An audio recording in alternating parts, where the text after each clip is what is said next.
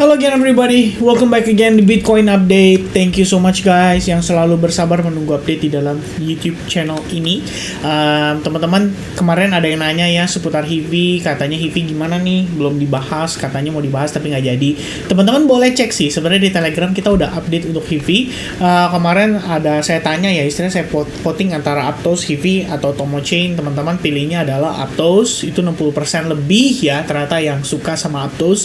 Dan HIVI peringkat 2. Jadi saya tadi updatekan HIVI, teman-teman boleh cek koin HIVI itu ada di Telegram update, dan caranya dengan klik link yang ada di kolom deskripsi. Oke, kalian bisa gabung ke Telegram ya, it's for free everybody. Anyway, so sekalian saya pengen tanya sama teman-teman, kira-kira koin apa nih yang menarik yang kita review. Maybe the first comment itu akan saya jadikan sebagai koin yang akan kita pilih untuk altcoins update malam hari ini. So make sure kalian type altcoins yang kalian suka. And teman-teman, di video Bitcoin update kali ini kita mau review sedikit ya pergerakan dari Bitcoin semenjak proses kemarin weekly candle dia close dalam keadaan bearish. Kira-kira gimana nih impactnya terhadap market berikutnya, dan seperti apa ya progres yang akan mempengaruhi pergerakan market selama sepekan ini. Sebenarnya kemarin itu ada CB Consumer Confidence, tapi kelihatannya nggak terlalu impactful ya. This time it's kinda different. Cuman CB Consumer Confidence ini sebenarnya kan angkanya negatif ya, harusnya kan sebetulnya cenderung negatif untuk dolar indeks, karena memang kalau kita tahu di sini consumer confidence ini berhubungan dengan inflasi juga, dipercaya memberikan sebuah indikator kepada ya anggota Fed ya, the Fed dan lain-lain itu untuk menilai seberapa di sini demand di masyarakat itu masih tinggi atau sudah mulai mulai menurun. Lebih kurangnya seperti itu. New home sales juga sama, angkanya turun, which is sebenarnya ini nggak terlalu bagus ya untuk kita ngomongin seputar GDP di US. Jadi ini ada hubungannya dengan kondisi tersebut, dan tampaknya dari kedua angka ini kalau kita lihat refleksinya terhadap dolar indeks itu malah berbeda ya. Dolar indeks di sini malah menguat, segala pair yang terhadap dolar indeks malah melemah, dan kondisinya seharusnya kalau terhadap Bitcoin sendiri sih harusnya ya kita bisa bilang mengikuti progres daripada Dow Jones, S&P 500 dan Nasdaq, yang mana kecenderungannya sama-sama tertekan. Jadi untuk Bitcoin pun akan punya probabilitas lebih tinggi untuk harga cenderung turun. Ini S&P 500 kemarin setelah data turun, Nasdaq juga sama setelah data turun ya. Kita lihat pergerakan satu candle kemarin itu cenderung bearish, dan itu disebabkan oleh data yang dirilis kemarin malam juga. Saya pikir itu bisa mempengaruhi secara keseluruhan. Nah teman-teman, ini kan hari Rabu, kita lihat hari Rabu tuh sebenarnya nggak ada apa-apa ya. Di US itu newsnya cuma ntar jam 19.30 core durable goods order, which is ini nggak terlalu impactful harusnya, walaupun ini banteng 3, tapi biasanya impactnya terhadap market tuh nggak terlalu signifikan. Yang kita perlu antisipasi adalah data GDP di hari Kamis, itu akan dirilis sekitar jam 7.30 waktu Indonesia Barat, dan angkanya di sini diperkirakan akan ada koreksi ya terhadap data yang dirilis pada bulan sebelumnya. Dan ini kan rilis kuartal 2, kalau saya cek seharusnya di sini saya lupa lagi, saya harus cek dulu ya datanya preliminary atau final ya. Kelihatannya ini udah final harusnya, karena ini udah memasuki bulan 9, biasanya datanya sudah final. Jadi ibaratnya tuh kalau misalnya buat teman-teman yang mungkin nggak tahu ya, GDP itu ada 3 rilis data. Pertama adalah preliminary, kemudian advance, dan terakhir adalah final. Kalau final itu yang biasanya cukup menggoncang pasar ya. Oh benar ya teman-teman ya, ini kuartal 2 keluarnya 2 kali nih. Udah 2 kali, terakhir dari 2% naik 2,4 turun jadi 2,1%, 2,1%. Saat ini 2% di-expect jadi 2,2%. Ya, jadi patokannya sebenarnya bukan dari angka ini tapi dari angka yang ada di sini. Ini kuartal 1 finalnya adalah di 2%. Kalau misalkan ini beneran rilisnya adalah 2,2%, berarti angkanya kan naik. Nah ini dipercaya oleh anggota Fed ya. Mereka bilang kemarin, makanya mereka menggembar-gemborkan bahwa soft landing itu masih possible untuk mereka mengatasi inflasi. Artinya mereka tidak akan mengalami yang namanya resesi ekonomi. Itu yang mereka percaya sejauh ini ya. Cuman ya seperti yang saya katakan terus-menerus, yang namanya suku bunga tinggi impactnya terhadap ekonomi secara jangka panjang tuh nggak bagus. Jadi harusnya I don't know guys, maybe resesi ekonomi itu tetap bisa terjadi, dan itu bisa menjadi katalis before next bull run. Maybe ya, but it's a maybe. Karena gimana ya teman-teman? Teman-teman pasti tahu dong si aduh saya lupa lagi siapa namanya itu ya, The Big Short ya, The Big Short. Ya pokoknya si orangnya The Big Short ya teman-teman, coba kita lihat ya, saya lupa lagi namanya siapa ya. The Big Short sinopsis nggak tuh? Oh, Michael Burry ya, Michael Burry sell short ya. Saat ini informasi terbaru ya, Michael Burry is shorting the market again. Ini Agustus 17 Agustus 2023. Saat ini sedang ongoing sell short. Ya, total ada 100 juta dolar ya yang dimanfaatkan oleh dia. Ini estimasi dan tampaknya teman-teman, wait a minute. How much did Michael Burry make of his short? Oke, ini kayaknya ini tahun 2008 ya yang di review ya. Mohon maaf teman-teman. Okay, the latest news, just a day ago on 14 August 2023, Michael Burry, through his renowned hedge fund Scion Capital, reportedly took an eyebrow-raising short position of a staggering $1.6 billion against the S&P 500 and Nasdaq 100. Ya, ini dia execute ya sepengetahuan kita ya. Dia execute tanggal 14 Agustus 2023. 14 Agustus 2023, the first time dia melakukan sell short, stock market drop cukup signifikan. And then ada proses rebound. Dan saat ini dia udah dalam keadaan profit harusnya. Karena kalau misalkan dia sell short, itu kan 14 Agustus diliput. Permasalahannya kan bukan tanggal itu dong dia sell shortnya. What if dia sell short dari di atas? Jadi totally dia udah dalam keadaan gain. Nah, orang ini sell short karena merasa biasanya ya, kalau yang dia cerita ya berdasarkan dan kalau teman-teman nonton filmnya juga The Big Short, dia jagonya tuh matematika. Jadi dia kalkulasi dan dia lihat kalau misalkan ada kejanggalan di pasar. Jadi mungkin tanggapan dia soal Nasdaq dan S&P 500 di sini, kenapa dia memutuskan untuk sell short, mungkin dia ngelihat saat ini posisi harga itu masih overvalue.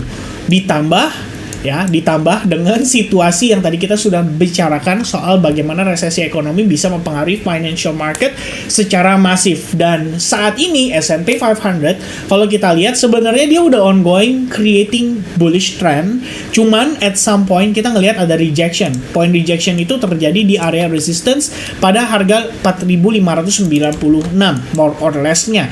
Dan semenjak itu kalau kita lihat sebenarnya trend itu flip bias menjadi bearish lagi. Ya, kalau teman-teman perhatikan di sini, technically kita punya lower low ya, dan kita sudah punya lower high. Oke? Karena sekarang kita udah punya new lower low lagi. Jadi ibaratnya lower low, lower high dan lower low. Technically ya, secara teknis Michael Burry saat ini dalam keadaan gain dengan sell shortnya dia. Dan apakah itu akan mempengaruhi pandangan pelaku pasar ya terhadap market secara masif? Sebenarnya once again, ini kan baru andai-andai ya kita bilangnya ya. Michael Burry ini sell short. Ada apa? Kenapa dia sell short? Dan saat ini dia dalam keadaan untung. Apa yang dia lihat dan sekiranya apa yang bisa mempengaruhi pasar secara masif? Dan saya pikir salah satu yang bisa mempengaruhi pasar secara masif itu adalah soal GDP tadi. Ya, ini kan GDP recently diganti ya sama The Fed dan US ya, soal definisi mereka seputar resesi ekonomi, bahwa GDP yang tadinya turun dua kuartal berturut-turut itu dianggap sebagai resesi ekonomi, tapi kali ini tuh tidak. Ya, tidak.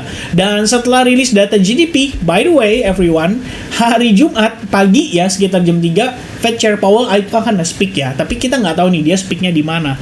Karena harusnya udah nggak ada hubungan lagi sama FOMC, tapi saya pikir di sini speaknya dia itu akan merespon data GDP yang dirilis sekitar beberapa jam sebelum dia mulai speak. Jadi itu bisa mungkin dimanfaatkan oleh dia untuk menenangkan publik ya, ibaratnya. Kalau ternyata di luar ekspektasi dan data GDP malah turun, dan itu bisa menjadi katalisnya untuk membuat market drop lagi lebih signifikan pada pergerakan seminggu ini.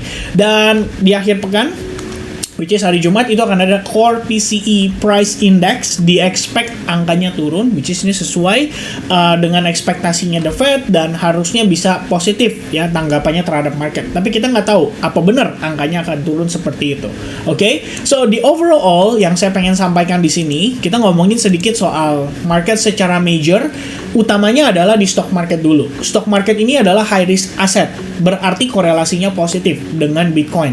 Dan kalau kita lihat sejauh ini, impact-nya cenderung negatif karena S&P 500 dan Nasdaq-nya sendiri itu cenderung tertekan, setidaknya dalam beberapa pekan terakhir. Dan itu pun saya rasa yang menjadi trigger daripada koreksi Bitcoin secara masif ini. Jadi dia nggak sendirian, tapi market yang lain ada nemenin juga proses koreksinya. Ya, nah itu boleh diantisipasi. By the way, kalau teman-teman notice di sini ada head and shoulders, yes itu betul juga. Berarti ada ekspektasi untuk S&P 500 sendiri masih bisa turun sejauh-jauhnya itu mungkin sampai dengan level ini ya, sekitar 4.100-an. Kalau kita lihat di sini, ini adalah area yang cukup clear sebagai support resistance-nya. Yep, yang perlu kita antisipasi untuk pergerakan berikutnya. Alright, so Bitcoin-nya gimana ya? Setidaknya setelah closing weekly kemarin, kita jadi punya clue bahwa sellers itu masih ada di market dan mereka serius loh mempertahankan momentumnya. Dan bahkan kalau teman-teman saya extend lagi seperti ini sebenarnya trendline yang terbentuk dari pergerakan sebelumnya. Ya, kalau kalian notice ini sebagai falling wedge, ternyata dia tidak mampu breakout dan falling wedge itu tercontinue ya sebagai trendline untuk resistance-nya. Ya, jadi kita nggak ngelihat sebagai falling wedge ya, tapi kita lihat sebagai trendline resistance-nya itu sebenarnya masih ada di sana dan bisa membuat Bitcoin bergerak cenderung membentuk yang namanya descending triangle pattern. Jadi kalau misalnya ini benar-benar descending triangle pattern, kita harus antisipasi Bitcoin bisa dites lagi sampai ke $25.000. Oke, itu menjadi satu concern untuk kita saat ini melihat pada time frame besarnya. Lalu secara sederhana, kalau time frame hourly-nya ya, ini yang tadi saya sempat leave note ke teman-teman di advance group juga. Kita lihat secara struktur, overall dia bearish ya, time frame 4 jam. Karena sebelumnya dia bullish di sini, higher high, higher low, higher high, higher low, higher high, higher low, higher high, and then become lower low. Ya, jadi dia balik flip jadi lower low, habis itu di sini jadi lower high-nya karena dia udah meng-create yang namanya lower low baru.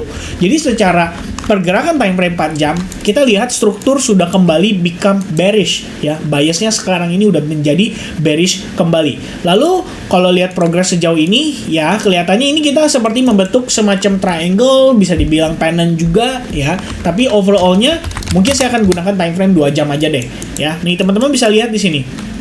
Overall-nya, buyer sudah sempat berupaya untuk membawa harganya kembali rebound, tapi tampaknya ada rejection nih, mendekati area Fibonacci 61,8% dari previous swing, menyebabkan harga kembali tertahan, dan technically dia create new low level lagi. Untuk time frame yang lebih kecil, seperti 1 jam, 30 menit, kita bisa lihat bahwa prosesnya sudah tampak seperti ada probabilitas untuk harga kembali turun.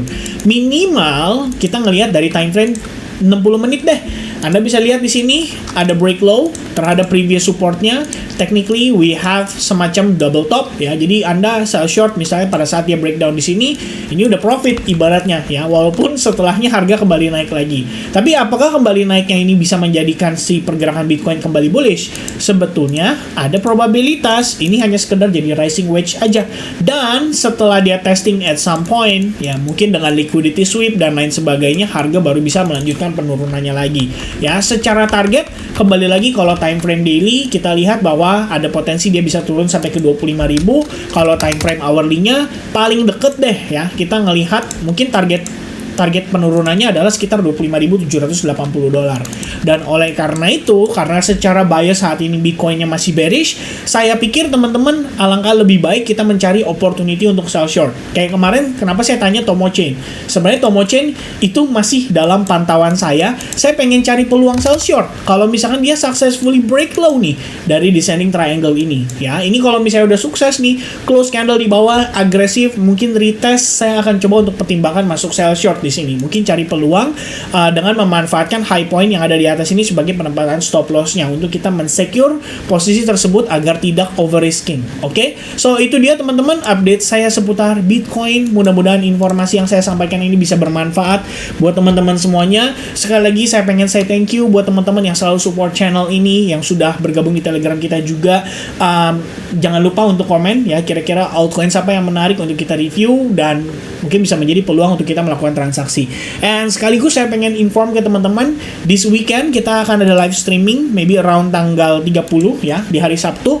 Nanti saya akan inform kembali ke teman-teman sekalian, dan juga saya pengen sekaligus menyampaikan teman-teman, untuk advance group periode bulan Oktober kita sudah open. Make sure kalian cek link yang ada di deskripsi untuk bergabungnya. Kalian nanti tinggal lihat dan tinggal lihat di link tersebut. Kita juga ada tutorialnya, jadi kalian bisa dapetin informasi seputar advance group ya. Thank you so much everyone untuk yang sudah nonton video ini sampai finish. Mudah-mudahan bermanfaat dan sampai jumpa kembali di altcoins berikutnya. God bless to you all and have a nice day guys. Cheers, bye bye.